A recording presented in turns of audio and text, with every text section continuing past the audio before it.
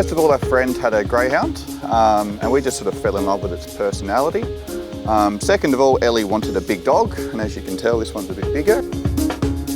Vinny was fostered before us, and obviously before we adopted Vin, we did the meet and greet, so we made sure they got along well. We knew that Vinny was getting along well with other small dogs, so they became best mates. One's full of energy, this one sleeps a lot, but yeah, they have their 5 minutes that we call it Zoom Zooms, and yeah, no, they cuddle together, they play together, they're pretty good.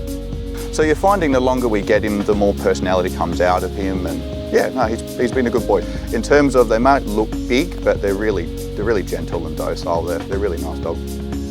Gap was really good. We followed them on Facebook. That's kind of how we realised that we were keeping an eye on what dogs were coming up for adoption.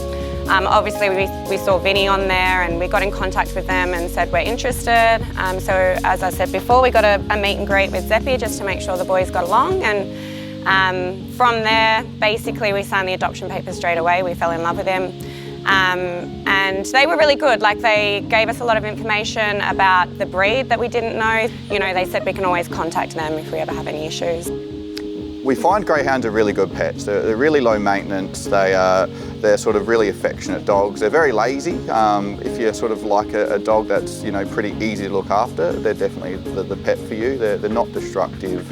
Yeah, very loving, but also, again, pretty sleepy and low maintenance. So I would recommend everyone to adopt.